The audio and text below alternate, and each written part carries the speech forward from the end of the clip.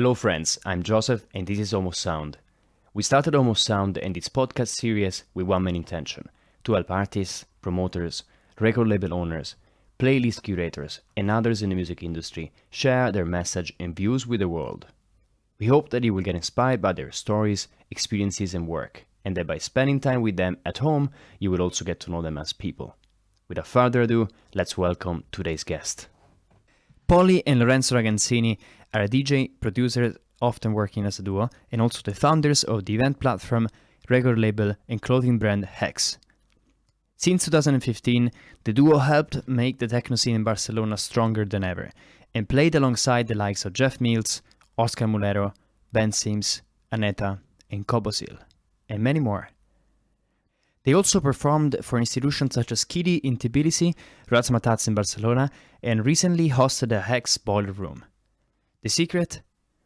Working every day on what they're passionate about. In our chat, we get to know how they met each other and eventually bonded into a power duo, and we talk about why Georgia and Georgians are amazing.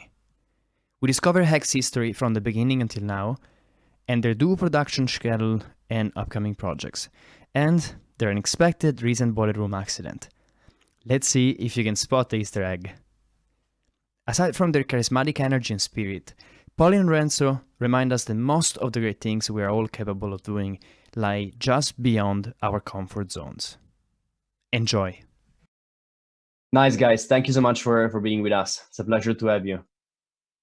Pleasure. Thanks for having us. Hi. Nice.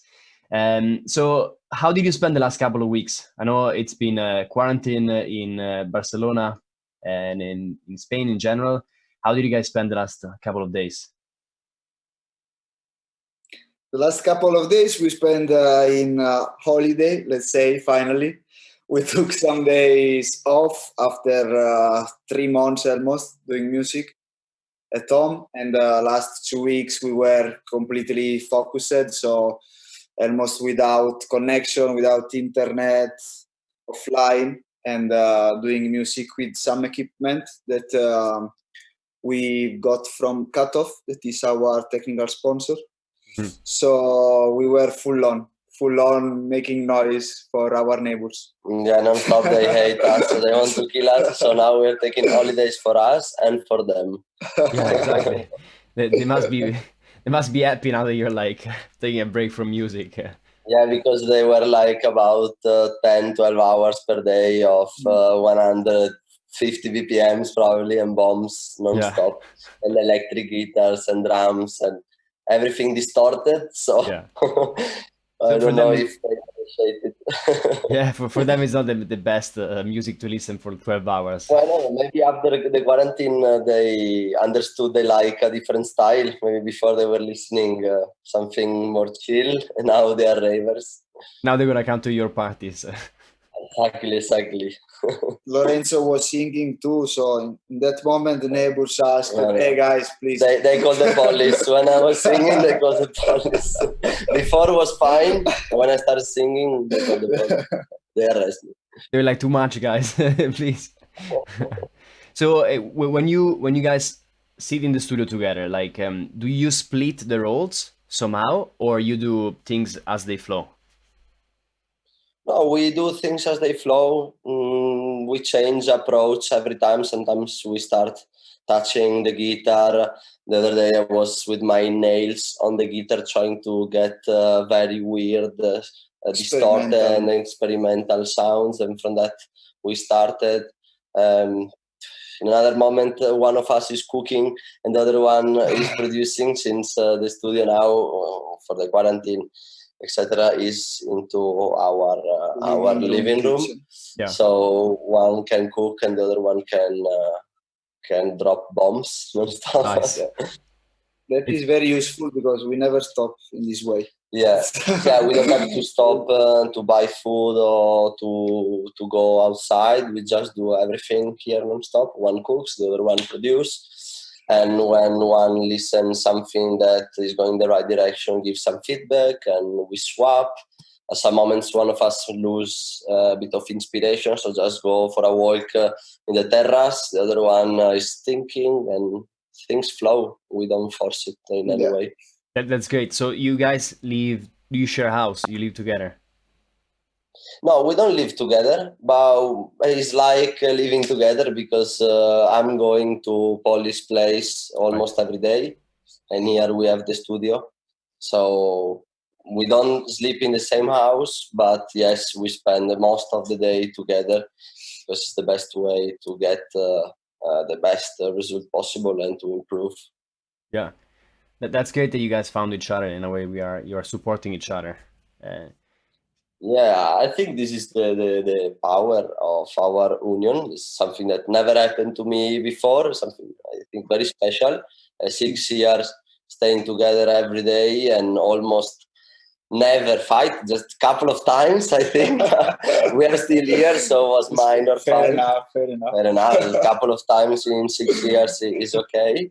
Yeah. And I think we are very like yin yang, and it's our power that when one of us is maybe not in his best day, he's a bit upset or whatever, the other one is still working, is still producing, or is still sending mails to organize events, to move things. So we really never stop. It's like a circle, and we feel comfortable like this. Yeah, it's a partnership in a way. Like you guys are supporting each other. You're there. Yeah, brotherhood. Brotherhood, yeah. Even more than a partnership. It's like for life. Something. And so you both come from Italy, from two different places, and you met in Spain, right? Can you? Yeah. Yeah. Can you tell us a bit more about how you guys met? I know there was a story. So I think one of you was playing in a party, and then the other one. I was So Lorenzo, you were playing in a party, and I Poli, was playing in Macarena micro club, the smallest club of Spain. Something very special that somebody never experienced it. It's like Come on, don't do too much 80, promotion. 80 people, 80 Okay. people played. It was nice. It was the first party, actually, the first small party. Well, it's an important place because we met in that Yeah, place. yeah. So it's The energy inside was super cool because it's very intimate. So you know everybody. So Yeah. sometimes in a big club, you don't know anyone. You can feel alone at some point. In a small one, in 10 minutes, you're friendly with everyone. So That's it was amazing. a good. yeah, it's curious because most of people think that maybe we met already in Italy or we are friends already in Italy and we came to Barcelona together to do music and like already with a common project. But no, we met thanks to the music like 6 years ago. And then from that moment, we start to collaborate and all of these together, the blood brotherhood and everything. Yeah, I think it's also the magic of Barcelona. Yeah. We are very thankful to Barcelona, which is our house. We didn't born here, but we feel like if we grew all our life here, we feel very connected with the city, and the city gave us so much. Yeah. Gave us this relation, gave us the space and the opportunity to create HEX, the loyal people to support the first stage of the journey. Now HEX is worldwide and is big and solid, but the community here in Barcelona is still our first one and strongest, you know. Yeah, and Yeah. we received a lot of support also from the promoters, from the old promoters of the city. So that is very good because yeah, sometimes yeah. you can feel like, oh, a new promoters is coming, let's try to stop it. We started to collaborate like from the beginning with the old promoters of the city and very there were established collaboration. So we felt like very good here in the city. And so we also gave back to the city and to the scene. Yeah, I hope as much as possible. Yeah, I mean, you're certainly contributing just with the events. You're bringing people together.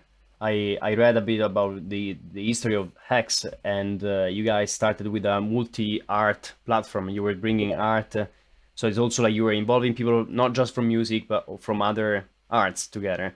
And I'm sure there are a lot of people who like that, who enjoyed being into your events for that reason. Yeah, absolutely. We from the very first beginning we organize art expositions. We organize a clothing exposition of our new collection. We try to create this very minimal, all black clothing that people really enjoy.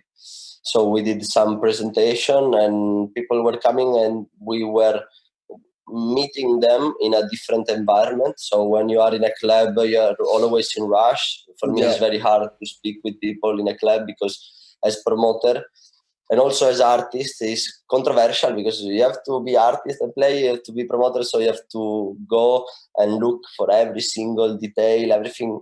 We want everything perfect so people can enjoy freely without any worry. So yes, was a bit hard in this moment, but people really support us in the whole process, and we went along with them, and we are still using arts in our events. Actually, in Razmatazz, when we do our biggest event of the year, we still put art exposition inside. So it was not something in the past; it's something that is now, and that we want to develop even more in the future. Yeah, we can also think to do again the events of HEX Art, and that are very interesting and very cool to connect more with people, as Lorenzo told. So yeah, art it's always in X 360 degrees. Yeah. There is not only music, but also photography, videography, everything. Yeah, we want to support artists of different segments of the art expression. Music is the main one, but it's not the only one.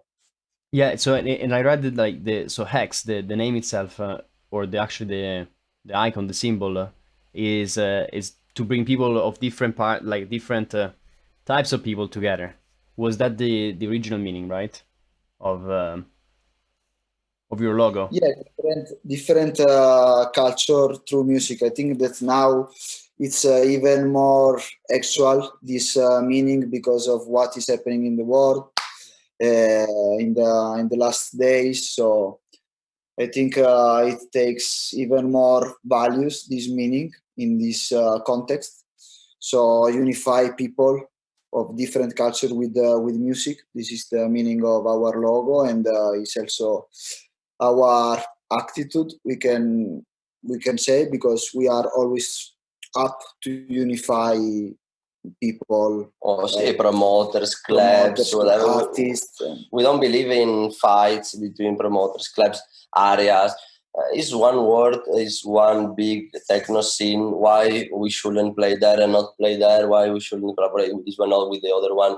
Except if it's a matter of quality. I think our filter is quality. No, if the other partner represents quality in what he's doing art, he's doing music, he's doing a label, whatever.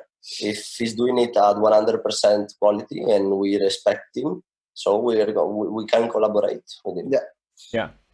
That's why we had collaboration first in Barcelona with all the promoters that we respect here, and then internationally we have now many good collaboration with respected promoters worldwide, like KHIDI, like Monasterio, like Voltage, Secret, Friendly & Co. from Athens, Gare Porto from Portugal. Yeah, very good collaborator. We are establishing very good connections. Yeah, with labels also, with Mord, we released in Voxnox, we invited POLI Group many times. Yeah. So all these brands, many of them, all of them, we respect them a lot, and we think they are doing a great job. This is why we invited them.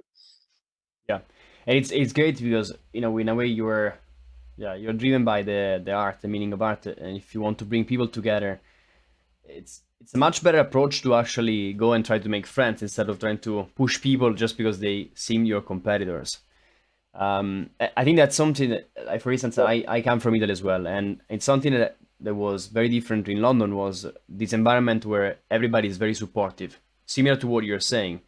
So new promoter starts a new event, and everybody else is like, okay, we'll come to your event, we'll help you push it. If we like what you're doing, we'll collaborate. We'll do something that helps each other. And it's very interesting for me to actually see that it's the same thing in Barcelona, where people are supporting each other. Yeah, we are trying to stimulate this one as much as possible, and we believe exactly what you said, to unify as much as possible. So if people respond well, why not? Why don't create something together, bigger, stronger, and better for people? Because at the end, we do this one not for money, because in techno there are no actual money. No? Yeah. Money, there is another style of music. In techno, there is true passion, first of all. So when there is the passion involved, everything can be achieved. That's the base. Yeah, totally. So when you both moved to Barcelona, what was the toughest part of living into a new country and being in that city? Perhaps, Poli, you want to go first? Well, of course, it's always difficult to go out of the comfort zone, to move to a new city. I personally came here. I didn't know nobody when I arrived. I mean, I had no contact here. So it's difficult, but for me, I like this kind of challenge. I personally enjoy a lot this feeling. So it's kind of a challenge that is make you grow, and I prefer to do it in this way than to have like the contact and that can give you everything, from the beginning. So I like it because it's like starting from zero in a kind of way, and you can meet the people that you like, and build like new strong Yeah, friendship. you can write your own And story. yeah, you can write. So that's why, for example, I meet with Lorenzo, and also with other cool people. Instead, it's like when you go in an holiday and you go alone, or you go with your group of friends. Yeah. If you go alone, you probably will meet more people because you are more open. If you are with friends, you will probably enjoy more the time with your friends, and you are a little bit more closer to meet more people. So Yeah, the comfort zone. This is normal. my experience about. Yeah, we were out completely from our comfort zone because right here I didn't know anyone. I'm half Spanish from the side of my mother, so I was coming here a lot when I was very young, and I was going to Valencia a lot. And I really always loved to come to live in Barcelona. So when I was 18, I went to Australia, and I said, I'm going to do 1 year in the farthest place in the world from Italy, because I know that when I'm going to go to Spain, I'm going to stay there a lot. So I went to Australia, I came back, I went to Spain, and now it's 10 years that I'm here. Wow. I knew it. Yeah. It was a long journey here because I really feel Spain into my body, into my blood. So when I arrived here, I was also alone. So I didn't know anyone here. I have a uncle, but he's living a bit far away, was not in touch. So started everything from scratch. It was a good challenge, and when we meet together, so we found a common project. So when two strong energy meet, I think it goes everything faster. It grows. Yeah. It grows fast.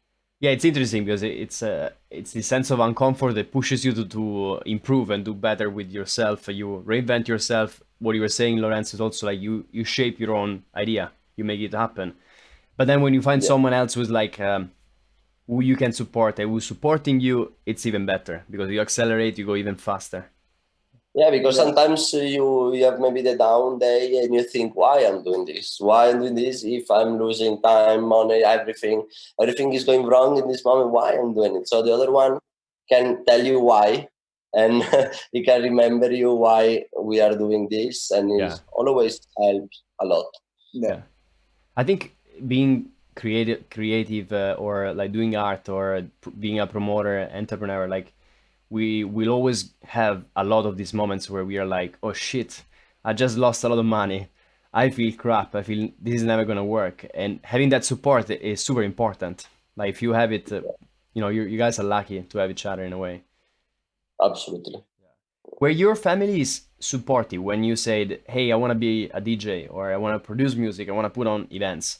How did they approach the idea? Did they tell you anything around that? At the beginning, I remember they told me, my mom said, okay, cool, let's do it. Let's do it. And my dad said, be careful because the music industry is not very stable. There is a lot of competition. There are a lot of artists. It's very hard to stand out. As I said, leave me try at least. I will do it. I will do it together with my ex job occupation. So I was doing everything, both things in parallel. Mm-hmm. And after that, X started growing, and I decided to stop the other job and just dedicate to music, and things went even better because I was able to spend more time on X. And things grow where you put your focus. Right. So your focus is like a laser.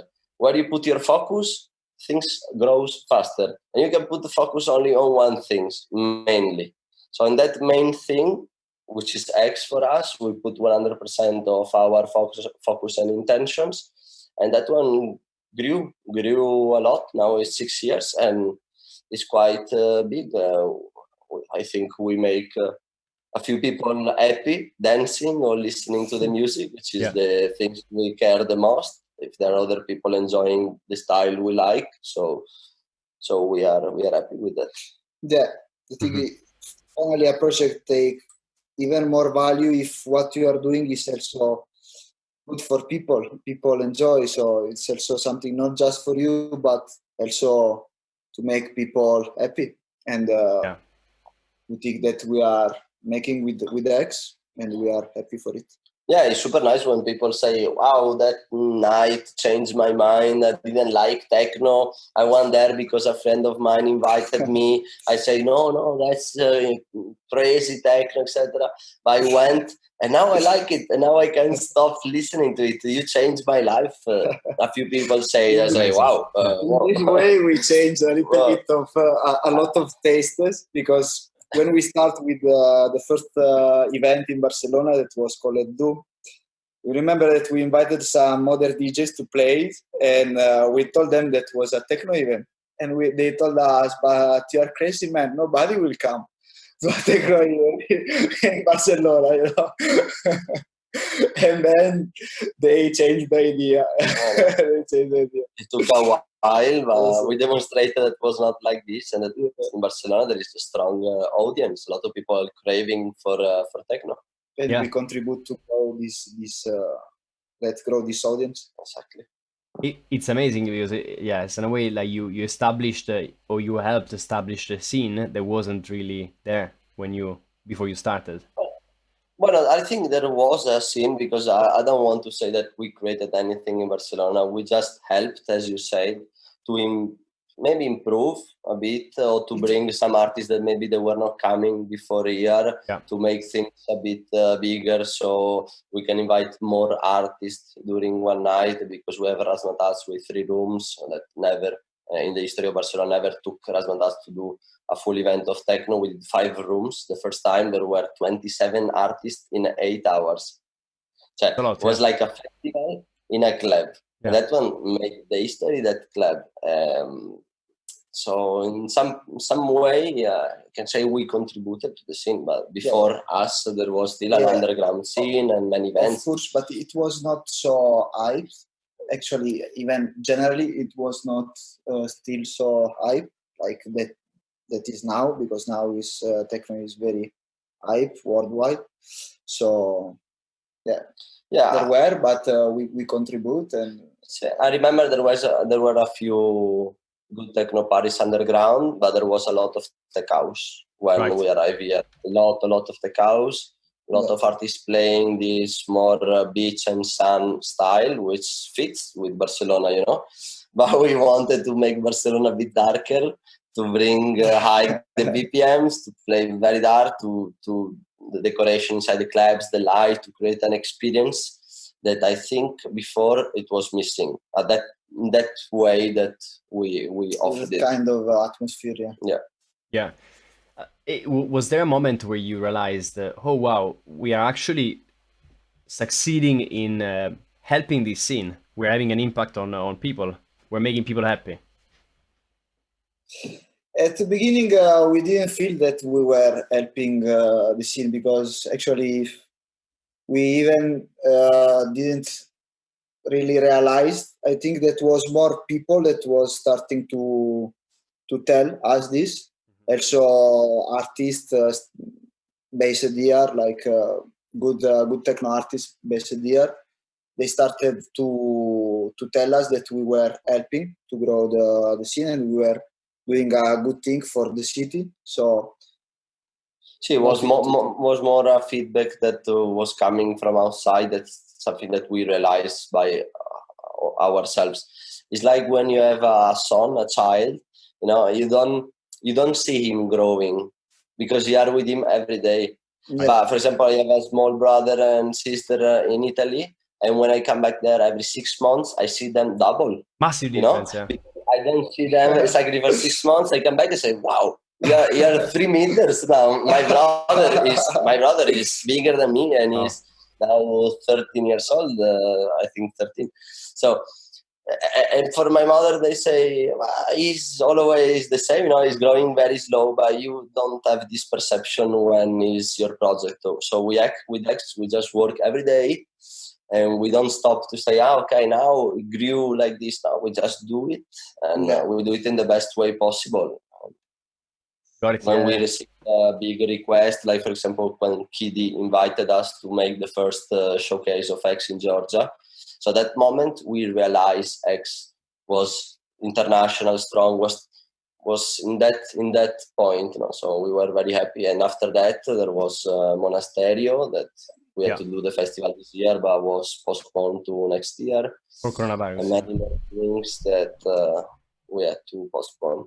Yeah. So KHIDI was in 2019, right? So it was a year and something. November 22 of November, I think. So KHIDI, you guys played there. Like, what was an exciting part of the event? What do you enjoy the most? Everything. Yeah, absolutely. Did you get the chance to go from the airport, from going out from my home in Barcelona? I start enjoying it. Yeah. Did you spend some time in the old town in Tbilisi, in the old town? Yeah, we spent we stayed there 4 days in Tbilisi, so we could also visit the town, meet more Georgian people. I went out for dinner with the owners of KHIDI that now are very good friends of us. Yeah. So we really like the vibe of the city, of the people. We really like the scene there. It's very true. It's true because it's new. It's authentic. It's true. It's new. It's like in Europe, people are already used to have big parties with amazing crowd, with amazing sound, with great DJs. So of course they still enjoy it, but it's not new. But there, it's something that there is from 10 years maybe, the techno scene. So it's very fresh. KHIDI has just 4 years, for example. That is one of the best club there. So everything is fresh, and people transmit to you this enthusiasm, this energy, this. It's something special, really. Then they don't have the closing time. So we did a proper techno marathon. I went, they came to take me with a helicopter at the end of the set. They brought me directly to Barcelona with a helicopter because I was not able to work.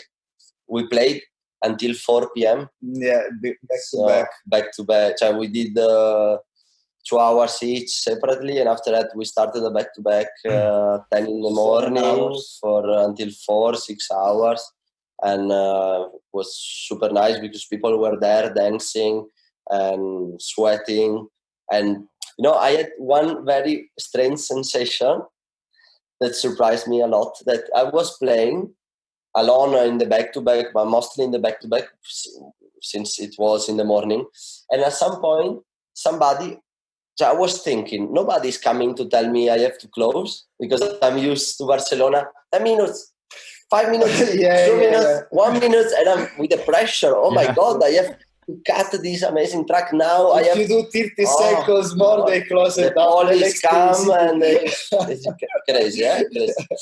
So we are used to this pressure, and there nobody was coming.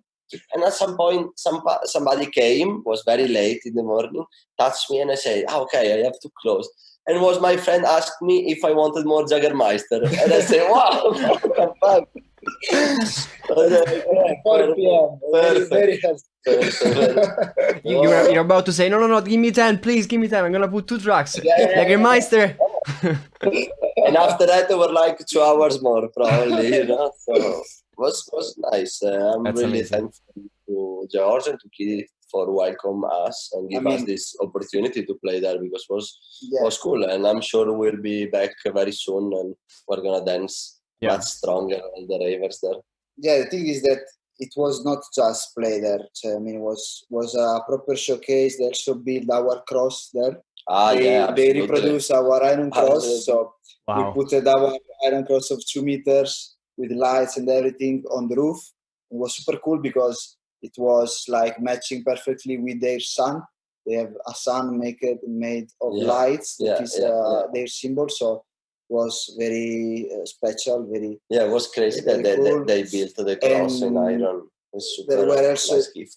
Amazing. SNTS, Team Tam and lineup. We did clothing line, a special clothing line for this occasion with the 2 logos. Yeah. So it was like not a normal event. It was a really special one, and it was sold out.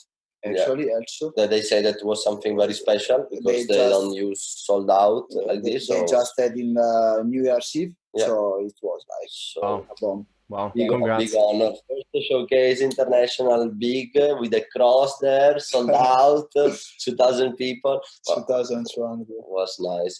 Amazing. And you were supposed to invite them to Barcelona for the off week, right? Yeah, we were supposed to invite them here. Actually, we invited them here. We invited them last year. We invited them even this year, even if was not part of the collaboration. It's not a collaboration like you bring me here, I bring you there. No, absolutely. We try to avoid as much as possible this kind of collaboration. So it was completely organic. Yeah, it has to be spontaneous. We have to respect each other. We invited them here to do one showcase with us that was crazy enough week 2019. It was in June. They saw us playing. They saw the style of HEX, and they say, wow, we feel very connected with them. Why don't come there? So after 6 months in November, we went there.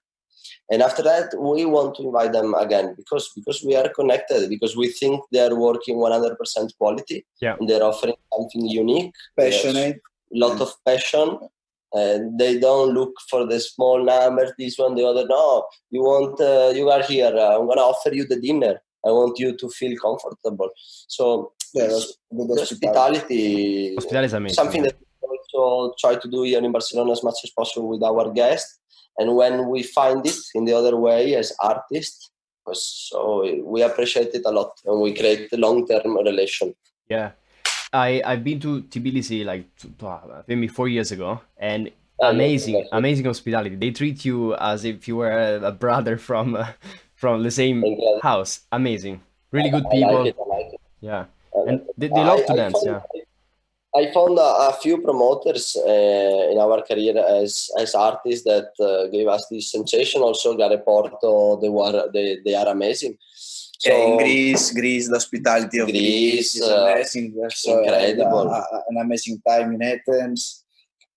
So when we go in Poland, the guys from Secret, our big friends. So I think in techno, this is very cool because since it's not so big, so exploited, we are still small communities creating these events, small promoters. So there is this personal touch and connection between them.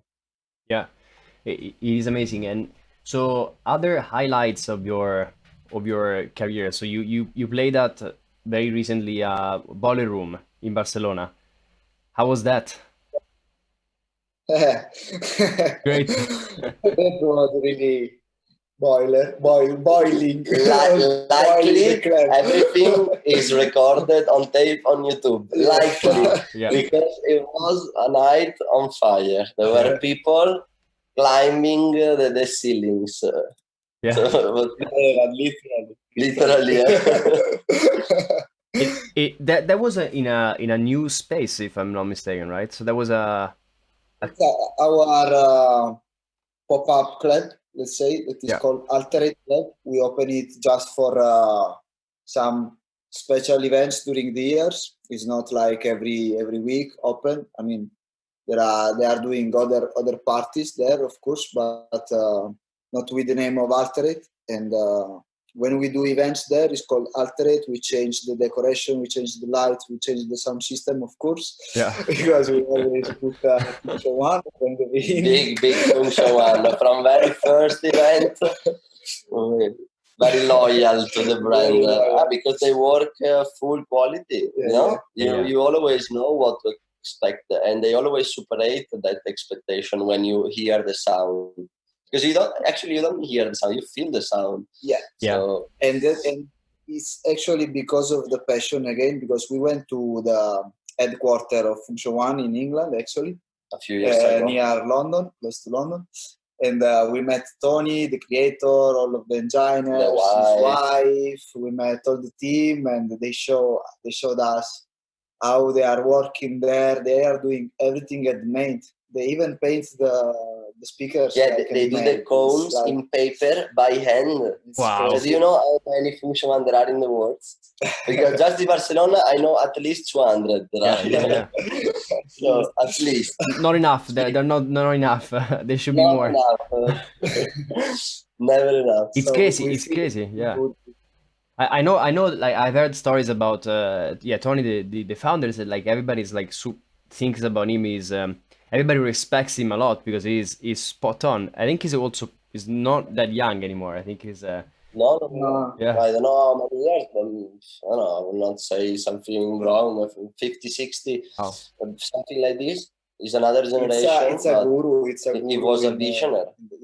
Visionary. Doesn't matter the age, 18 or 60. If you are a visionary, you are a visionary. You change the world.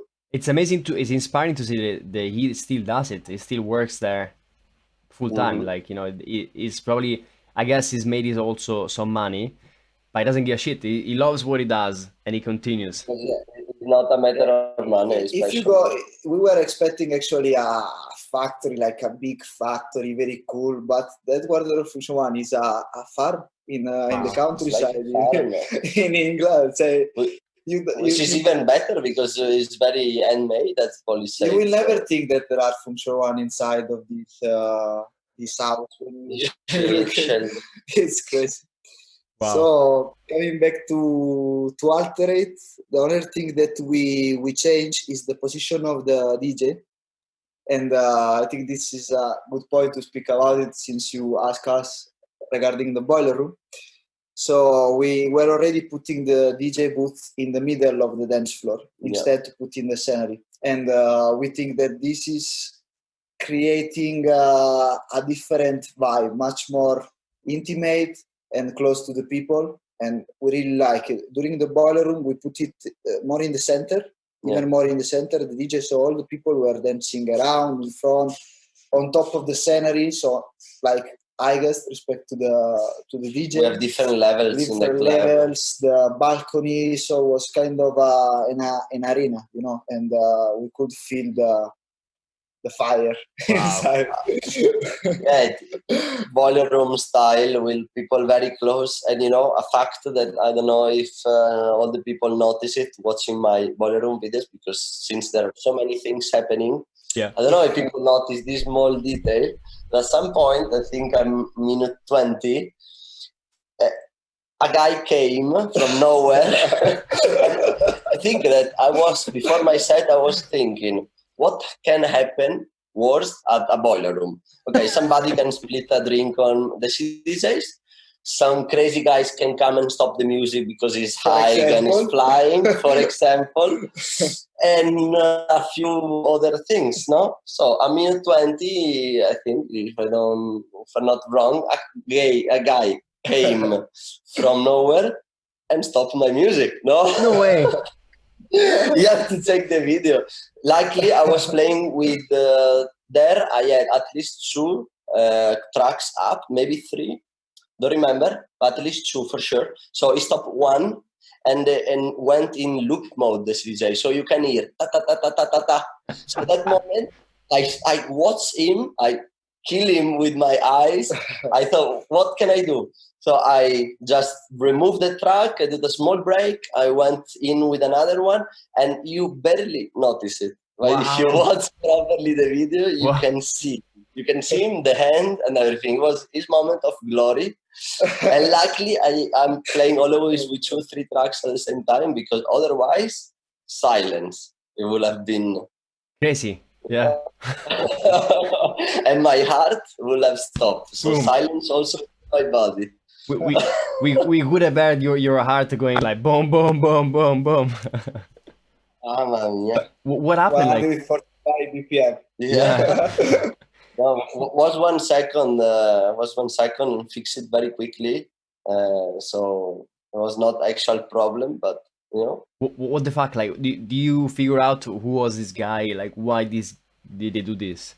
Yeah, I know, and he also wrote me after that. But you know, it's something that you can do. You know, you can't do if you are enjoying the music and you're spending a good moment. You can't ruin the moment for all the other people with you, because we are here to enjoy it all together. Yeah. I'm trying to do my best to let people enjoy. All people are having a good behavior to enjoy with themselves. And come one and stop the music for everybody is not fair. So Yeah, that's exactly. the only problem. It's not that happened to me or to another one. It's not a problem. You can't stop the music. Music never stop. Show must go on, you know? The music must be there. Techno must go fast and don't stop. Yeah, it's interesting. Like, who knows what went in this guy's head? Like, what did he think? I don't know. Maybe nothing. Maybe nothing. Maybe nothing. Yeah, I believe nothing. I believe it was a blackout. They were. Because this guy is also a loyal follower. He comes always, so he likes the event. He was with X t-shirt and everything. He was not a hater. He was a good guy, enjoying, but maybe in a moment of blackout, he did an action that He didn't think about it. Yeah. Wow. So But that's the good thing is that you made it work.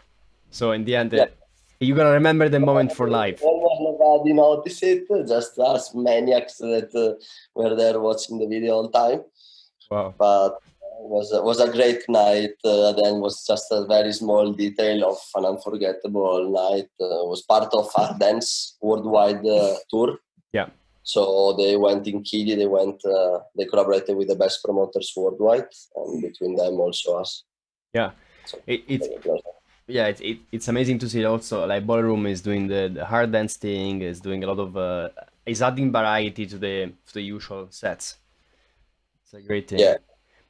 Hard dance is the strongest branch of them. Yeah, they're doing hardcore as well now, surprisingly. Yeah. Everything is under hard dance. Yeah. But yeah, Gabber and hardcore now are they're a bit hyped. growing. Yeah. A lot of people like it. A lot of people, yeah, and it's merging with techno, with the fastest part of techno. A lot of DJ sets of techno people are using hardcore stuff at the end. Very interesting. Yeah. Why not? Drum and bass. Why not? We are up to mix styles. POLI in his latest streaming, he played Prodigy at the end.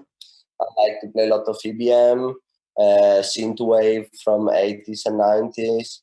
Some vocals inside, also very trippy, very dark. Yeah, we actually like to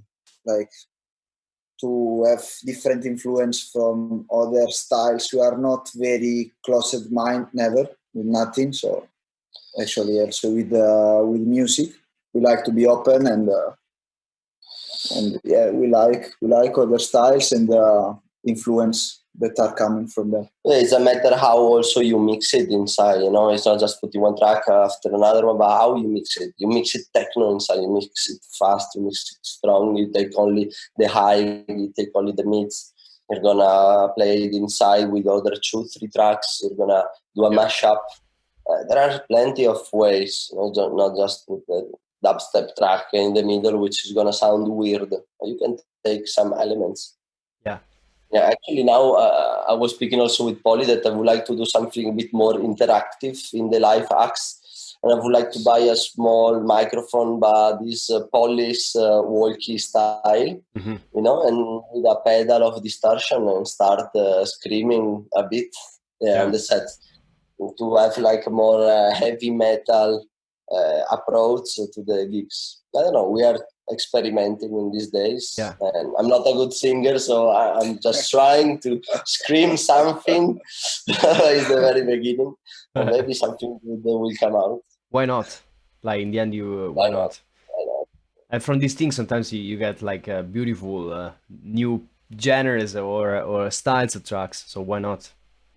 It's a Yes, beautiful some thing. of the tracks we created in this quarantine have our voice inside. There is one of Polly also very hypnotic, saying always the same word, and there are screams. There are particular things. Sometimes you don't recognize is our voice, another yes.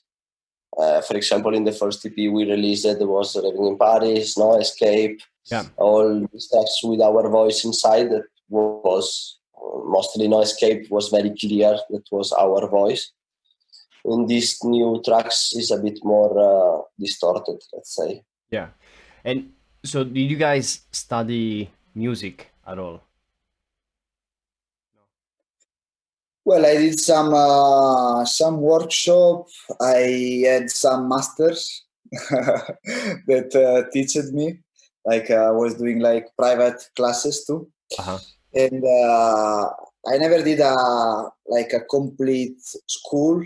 I'm like autodidatta. How is it in self If they are Self-taught. Italian, they will understand. Autodidatta. Autodidatta, exactly. Self-taught, yes.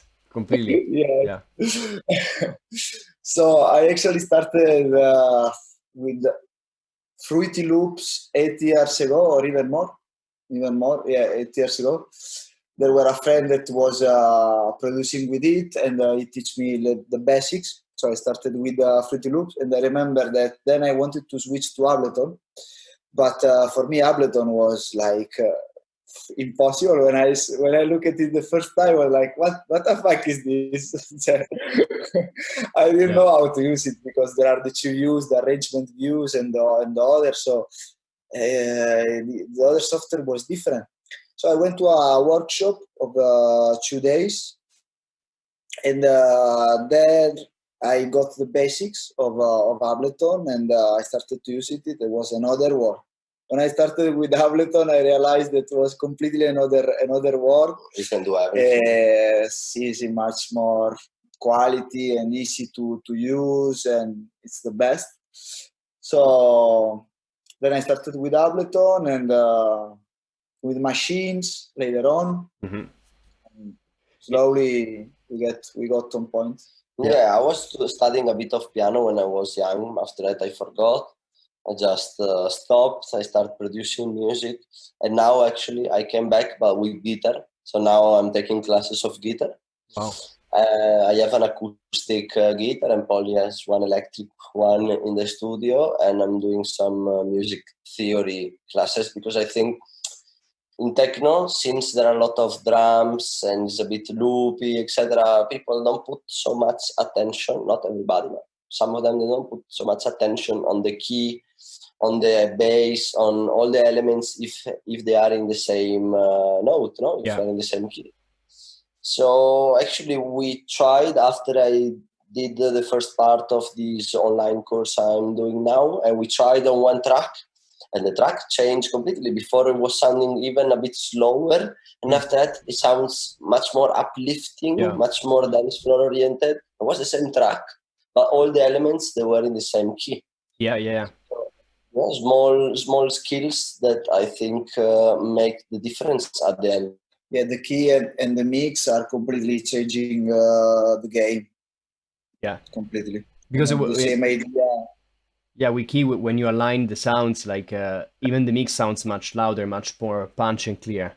When you have sometimes when you have dissonant notes or root notes, then the track might fuck up. Yeah, it's incredible. And it can change completely how you feel, because lot of people, most of them, they don't know why they feel more energy, less energy. But it's a matter of key, no? Of the circle. I'm going up, I'm going down, how I'm moving, also in a session. So it's good to have that skill in order to control a bit more how you want to stimulate certain emotions in people, and not just go random and just produce like this. Yeah. And so when you guys sit in the studio now, do you have a concept in mind that you want to express with music? Or you start with the music and then you find a concept that fits with that? It's depending. Every day is different. Every track is different. Most of the time, the best track we started from a very strong element. So it's like find this strong element, create this strong element that can be a very cool sequence or a very cool pad or voice or whatever, a lead. So we started from there and then we built the track around. Most of the time is like this, but some other times you don't find this strong element, and we just starting creating the beat and all the rest, and we find in the end the strong element. So it's like it's depending. When the track is done, then we find the protagonist. But Right. important for us is always to have a protagonist in a track. Yes. So this is the most important thing for us. Yeah, we don't want to do DJ tools too much, loopy. We want to have every track. Is our approach. We like to play also DJ tools, but we don't like to produce them, because maybe we get a bit more bored producing them. So we want to have something very significant every track. So we can create also a good video clip, since we love video clips. We love rock, heavy metal culture. And for them, it's normal to do a video clip for a track. In techno, no. In techno, it's more produce a track fast, go out fast. No, we go slow. Functional, yeah. We put the track on vinyl.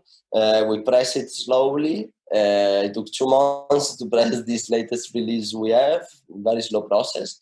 We do the video clips. It takes months to create a video clip. After that, we go out with a product that people like raving in Paris. That now I think every person that likes techno and also electronic music has seen this video clip, because now it's 1.2 million, I think, of views in 1 year. And that the secret of that track, well, it's not a secret. It's a good track with a good video clip, with a good title that comes from a very own personal experience. And so people received that personal experience. We had our message. We went to Paris, we raved, we liked it, we wanted to shape it into a track. So. Yeah, it's a message. It's also a connection. Also in that video clip, there is a story of a connection that is between the Barcelona techno scene and Parisian techno scene, because the protagonist, that is our partner Will in the clothing, is raving from Paris to Barcelona, coming to our party of Razmatazz. So it's a cool story. I think it arrived to people also because it's a true story. It's a true story. It's nothing invented. It's ourselves doing events there. Him, Will, one of our best friends, the shaved guy that is protagonist of the video. So he moved from Barcelona. We were working there together to Paris. Wow, so he's living there, and he's living the Parisian rave nightlife at the 100%. Maximum level, so we wanted to represent it. That's amazing. The Ames, that was the artist that worked on the video clip, just filmed him during the parties. Was not like something created for the video, like a standard weekend. Real. Yeah, that's super cool. So tell me more about the story of Raving in Paris. So that was part of your first EP, Omala Cox, right? On the release. Omala Cox. Yeah, you released last year on HEX, your label essentially, and you shot the video. When you made the track, were you thinking already we want to make a video, for that? Or the video came later? But almost all the time we are creating a track, we are thinking to the video clip. Right. I think it's something very connected that we really like it, that we want to involve people in the visual experience and just not leave it in the audio world. And we create a track and we are singing something, screaming, or we are using some instrument and we are already thinking, oh, this sounds, it make me think about fire, no? So I'm gonna do a video clip about fire. I want explosions. I want the craziness here because I'm in a very crazy period. I'm in a crazy period. I want to explode myself now because I'm here constricted. I don't know what to do. I'm in quarantine. So a lot of emotions that can go into the sound of the track, and they go also in the video. Got it. Yeah, and the titles come at the same time, I guess. So you're thinking about a concept, then you have a video, a track, and then you decide the title to tell the story. Is that how you approach it? Yeah, most of the times, yes, because the title are coming from the vibe or from the experience, like living in Paris that we had some months before. So yeah, most of the time we already know, but other times we think about the right title. We think that the title is important. Yeah, it's like the title of a book. Last day I was reading a book and was speaking about titles. I was saying if this book had another title, maybe nobody could read exactly. to it. Neither my mom. But with this title, it became a bestseller. So it's the first step that let people approach. That they give you the possibility. No? They to listen to the track, to watch the video clip, and to see if they like it or not. Yeah. So it's the first title. The title must transmit an idea, an emotion, also attract a bit of attention with something in particular. So people say, oh, it's strange, no? This title or this composition. Let's go and check it out, even if I don't know the artist. Yeah. Who knows? It catches the attention of people. Yeah, why not? Maybe they don't like the track after that. We never know, but at least they listen it. If they don't listen it, even if they like it, they will never know there is a cool track there for them. Yeah. So, no, for sure. And Poli, what was the book you were reading that referred to the title? I'm reading a book regarding a story of a lawyer. Lawyer That is was really successful in New York, and finally decided to leave everything that he had to go on Himalaya and find some. Don't go to Himalaya, Poli. Don't leave me. Don't leave me. Some very, very important gurus there that are practicing meditation and another life approach, and they are much more like satisfied of their life. So like enjoying the basic thing, the simple things of life, and through this he became like really success. He had a success in his life, but really, and not because of the material things like before. So I think that this is a cool story in this, especially in this context, because of here we were speaking before in the lockdown. We just finished the lockdown. You are in the lockdown now in London, and actually for us was a very interesting experience. This lockdown, and all of these things, not just for have more time to make music, but also to reflect about many aspects of life. And actually, we also enjoy more like the daily life, because we enjoy more the simple things, because everything was more chill. We don't have to have like to go in this place at this time, the meeting, the mail, then the club nights. So we could enjoy more the simple, the basic things of life without rush.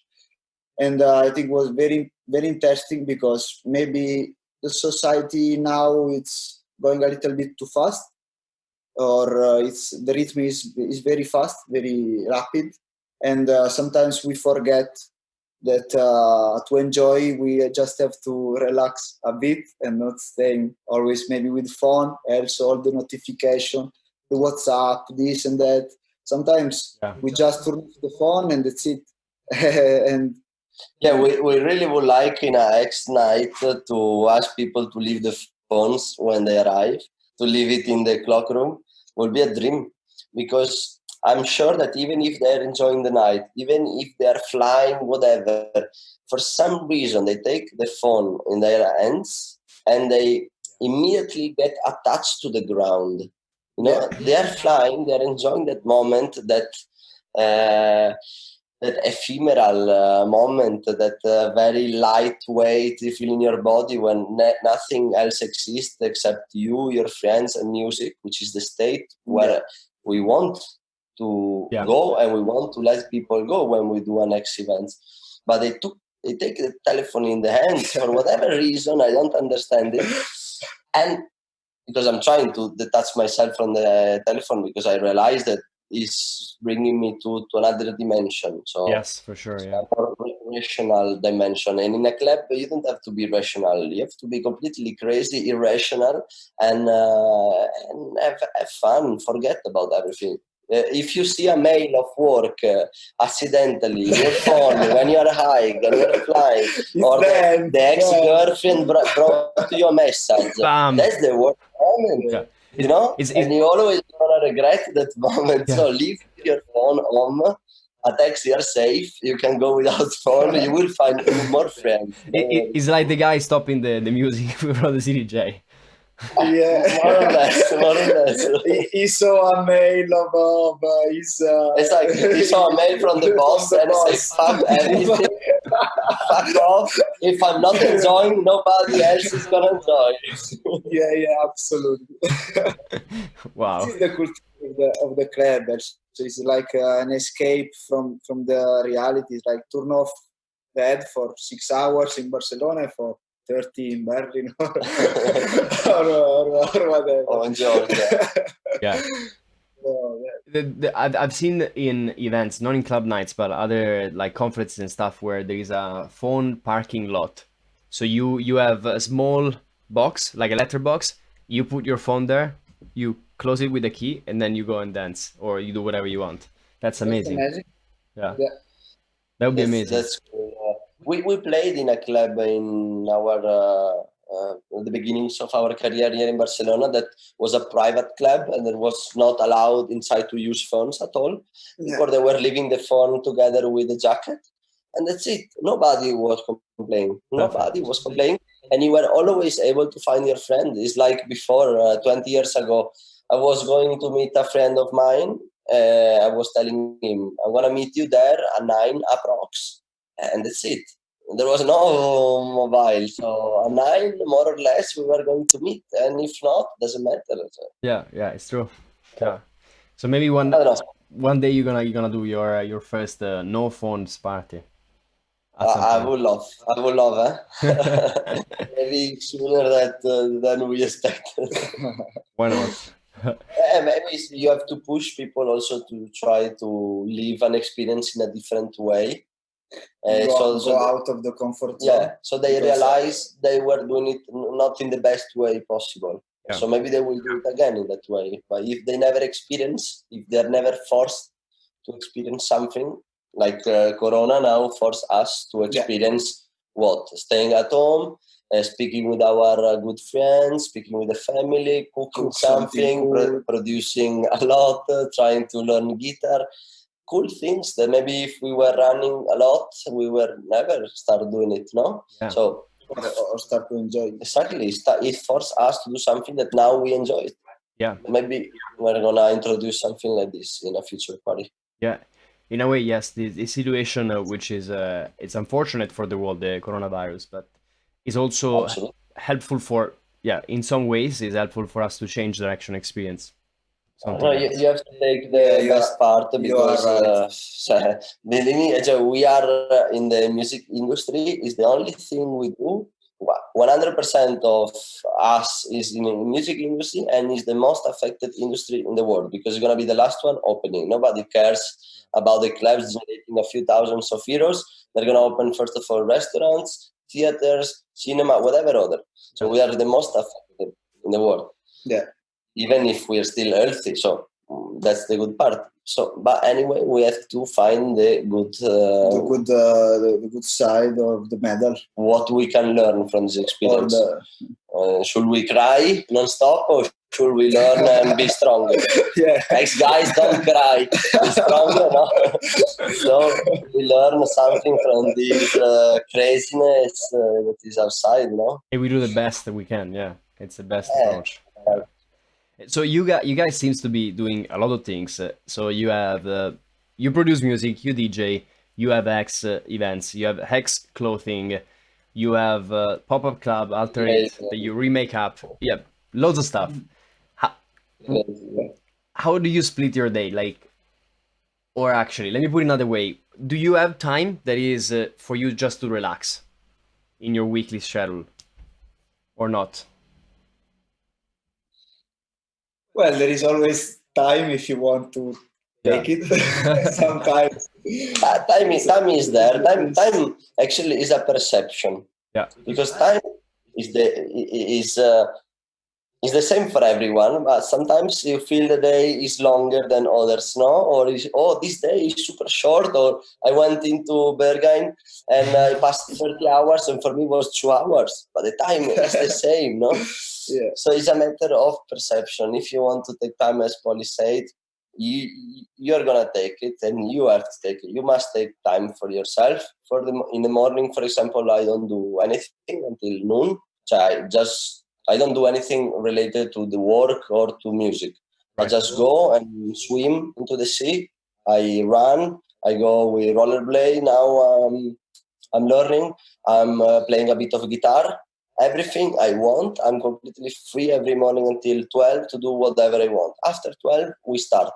We can do sometimes sessions of emails and calls that I hate them because they never ends. Yeah. When you answer 20 mails, you have another 10 waiting for you, no? If you want to find work to do, you're gonna find and it. Your brain is fried, like it's fried completely. So yeah. It's important. One thing that I learned is important to do. The thing you are not able to do usually, if you were not able in the past, try to do it in the morning as first thing. Because if you try to training in the night, it's going to happen always something and you're going to skip the training. If you don't train, you don't feel good, no? Because the blood is not moving, you're sit 12 hours per day, it's not healthy. So you just train, when you wake up, boom, one thing done. Guitar. It's pain in the ass because now I don't know how to play it well, so I'm there with the scales, with everything. I do it in the morning. Yeah. Done. After that, I do more things of my comfort zone that I know that I can do well, producing music or do mails, but trying to separate the two things. No? Yeah. So he's doing a lot of yoga and taking his time. Yeah. And Poli, you do Muay Thai as well? Or you used to? Yeah, I was doing Muay Thai. I liked a lot. Now our neighbor put a boxing bag in the roof. So I'm doing some training here in the roof for this lockdown because it's still not available to do in the open air places. That is where I was doing it. So next time somebody stop the music to ask, Poli is gonna come and be careful because he's gonna kick asses. High kick on the head, boom, flying. Yeah, but I think that sports and yoga, as Lorenzo told, or whatever, are very important also for the real life because we get things, we understand things with sport that help us in the challenge of the life, no? Because life is not always easy. Sometimes we have to fight. Sometimes we have to continue. We don't have to cry, as Lorenzo told before. So we have to be strong, calm also. So there are many things that we can get from sports and I think or activities, and I think it's important to have in the parallel with music or your job. See, also in the creative process, I think they are fundamental, because if you just wake up, do music, go to bed, wake up, do music, you're gonna get to one moment where you are stuck. No? Yeah. I suppose, because I don't do that, but I suppose that I will be like this if I will not do something else. You have to have a small variety of interest around you that they don't take too much time from you, because obviously music is the main protagonist. So you put all your effort there. You don't want to be frustrated with too many other things in the first initial level, mostly. But if you want to learn guitar 30 minutes per day, it's not gonna kill you. It's not gonna kill your day. You wanna read 30 minutes per day a book in the morning. You wanna train 1 hour. It's gonna help you, because you're gonna come fresh in the production stage. You're gonna also have this willing of stay there and produce something. Maybe in the meantime you were doing guitar, you found a good chord you want to shape into a track. You never know. Maybe you are training Muay Thai and you record. We always go recording things. Now we recorded the voice of the Barcelona speakers, the police here in Barcelona. Yeah. They're repeating one voice depends in the critic moment every 10 minutes. Wow. In the beach with a lot of speakers. Believe me, that is surreal. And I hate it. It kills me every time it goes out. But I say, you know what? Since this voice is killing me because it's too much and it's washing my brain, I'm going to record it. I'm going to put it into a track. Amazing, yes. We're going to smash it. We're going to do something strange, no? In order to kill this voice, no? Figuratively. So we're going to kill this voice, and we're going to probably feel the freedom from that pain. Because, no? Okay, so last couple of questions going toward the wrap up. One thing, so I wanted to ask around the music. Who is one artist that is up and coming from your community that you would recommend people to listen to? Like a new artist that you might have seen playing or producing. But you mean that is part of our label, for example? Maybe a part of your label or someone else that you have seen playing. Part of our label that we try always with HEX Recordings, and now we are at the release number 4, is a label that we push in both sides, vinyl and digital. We have this mix of more renowned artists, more well-known artists, and emergent talents. Right. We like to give space to one, to the other, and the most important thing is the sound, actually, and a bit also the image they have. We like to have a dark beast in our crew, but the sound is the most important. We want a very post-apocalyptic sound. Seven Circle is a good example. Seven Circle is part of the family. I was going to mention him exactly, or Endlek, for example. So these artists, we cultivate them. They were already good artists. They were already releasing very good music. So we didn't discover the warm water, as we say in Italy. But yes, we created a good relationship with them, and we work a lot on the tracks.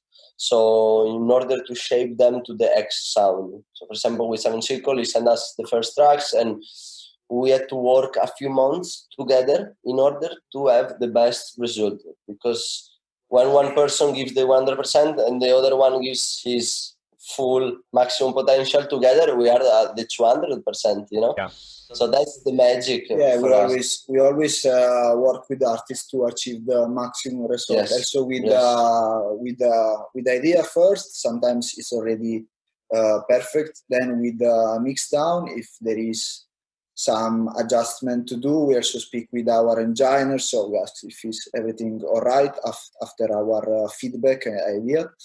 And then for the master, for the tracks of Endelek, for example, we did, I think, 4 or 5 different masters. Just to understand. because we wanted very, very perfect. You know? We wanted them to sound proper that when you play it in a club, the club goes down, Wow, but yeah. without exaggerating, because we don't want to pick that small detail. We have to take care of everything. And like in that case, also was really like wanted also the maximum results. So he was also pushing to do more versions, and finally we got the best result that we could achieve.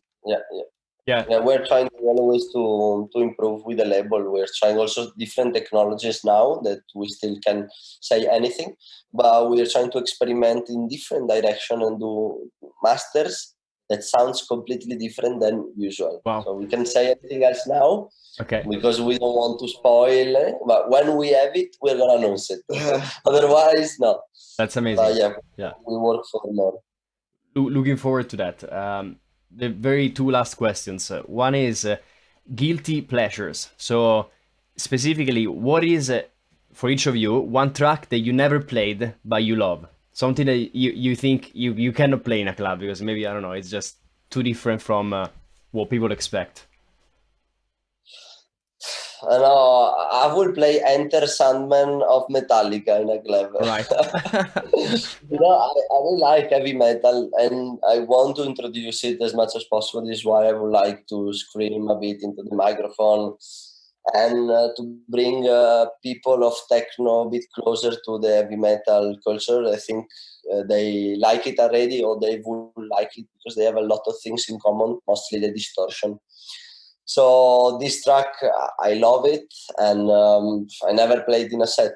I love also a lot of tracks of Zanias, of Lebanon and Over, EBM, and I listen to them every day, all day. You can say one. These tracks, I already play them. Always. So one that you never played. I already said Metallica.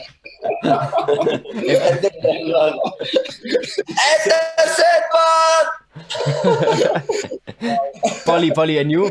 One track? He wants to go do Muay Thai now, so he's pushing 5 minutes of interview.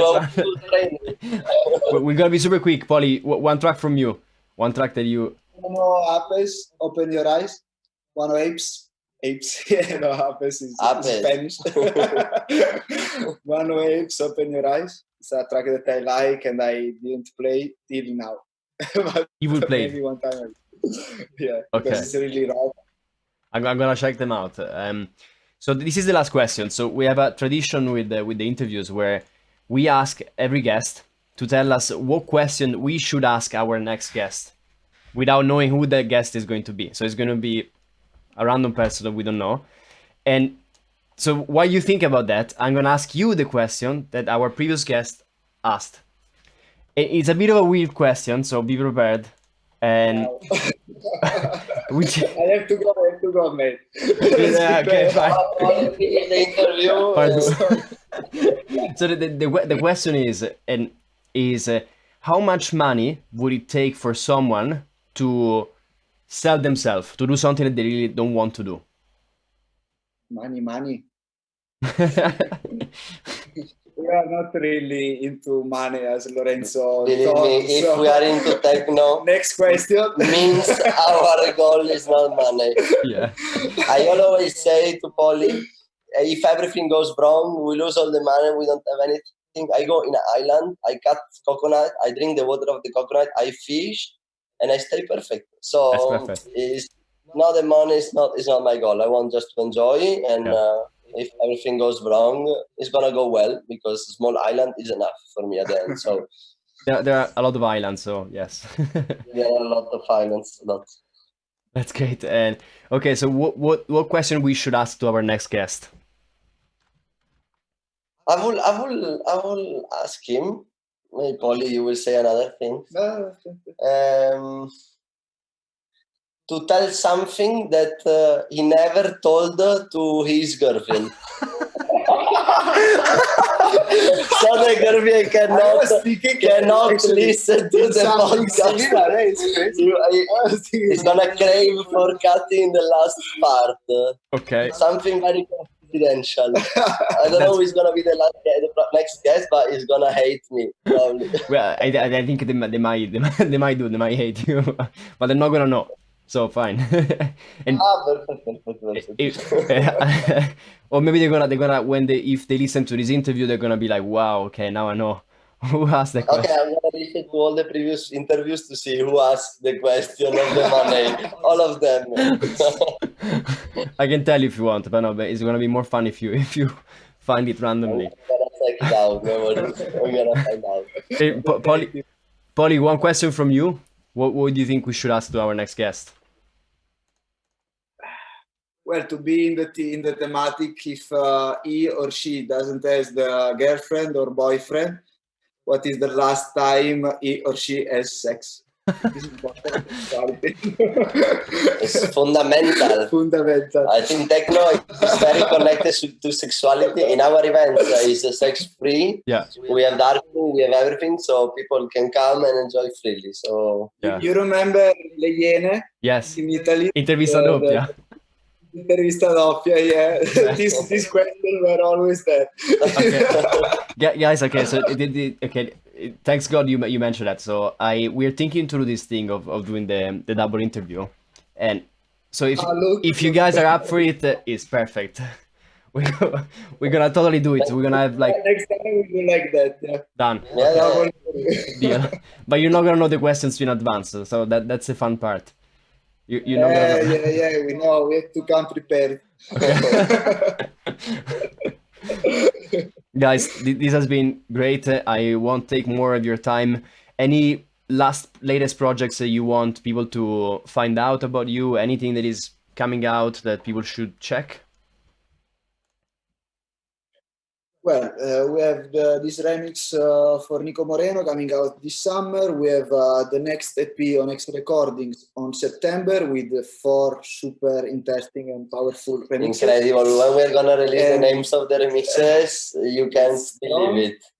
Very strong, very strong. It's strong. Nice. Then we are working for some tracks for other label too, and already for the next release of the next release of X Recording. That's great. A lot to do. For So 2021. Yeah. nice. Looking forward to seeing all the projects that you are putting out, and of course we're gonna put all the links in the show notes. Perfect. Thank you.